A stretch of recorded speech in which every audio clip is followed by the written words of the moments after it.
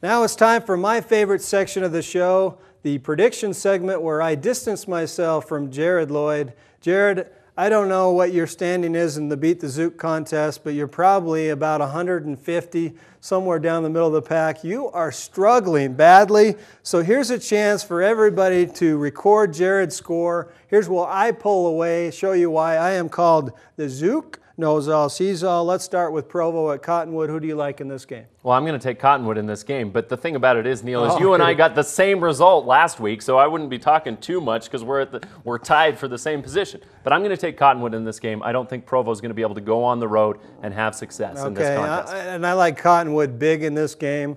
I'm with you. Provo's a little too young. This Cottonwood team's pretty good, so I expect to score like 35-10 range. I like Cottonwood. I don't know if it'll be quite that much, but Cottonwood does win by a couple touchdowns. Okay, our next game, East at American Fork, your big surprise team. I like this game. I really do, because I want to see East. I heard a lot about East this year, so I don't know where I'm going on Friday yet, but I would like to catch at least part of that game.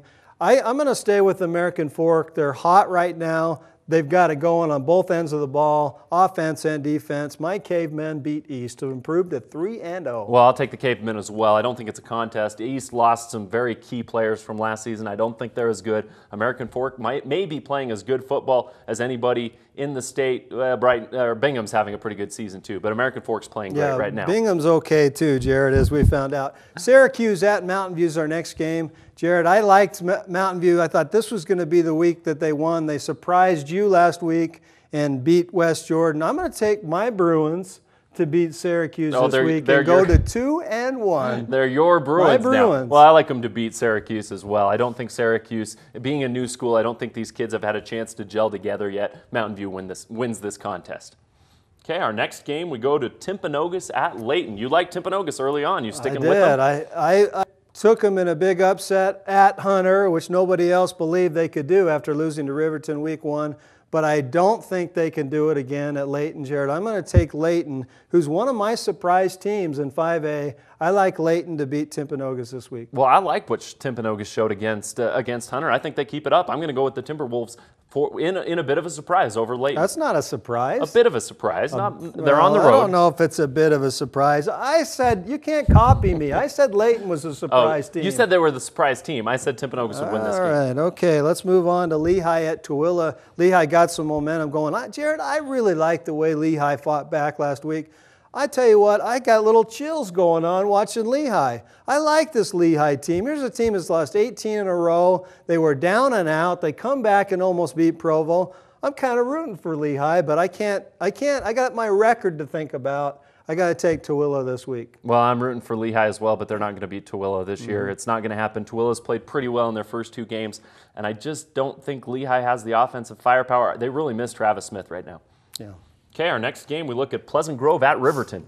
Well, my Vikes are going to win. Oh, now they're your Vikings, huh? Oh, gee, what a difference a year makes.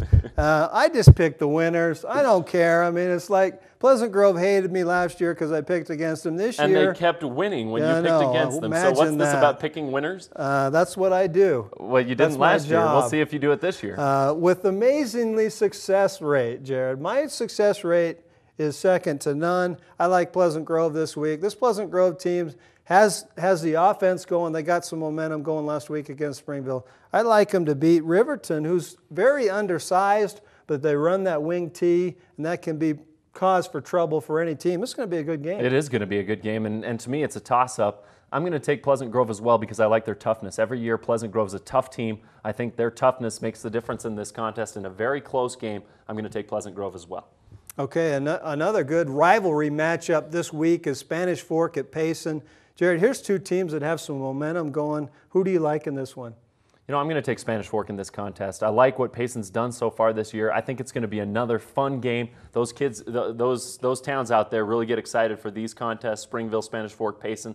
They get up for them. The crowd will be rocking, but I think Spanish Fork wins this game. Well, I hate to agree with you because you know I have a warm spot for Payson. I really do like the program. They're the underdogs every week, and it's hard not to root for them. But Spanish Fork, I think, got enough momentum going last week against Timpview. They carry that over to beat Payson. Okay, last game this week. This is the big one.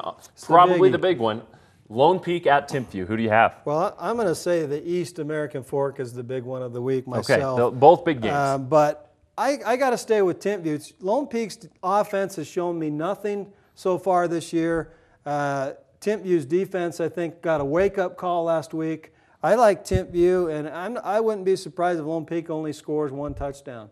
Well, I won't be surprised if Lone Peak gets shut out again like they did against Bountiful. I just don't believe in their offense right now, Neil. I got to go with Timpview at home in this contest. I don't believe in the Knights being able to score without a lot of help from the Timpview offense, giving them turnovers, things like that. Well, and this has traditionally been one of the best games of the year. This rivalry, they play each other every year. We've seen some classic games, so I'm looking forward to that one as well. Well, and I think Timpview remembers being shut out last year 10-0 in that contest. They'll be ready to try and turn the tables in this contest.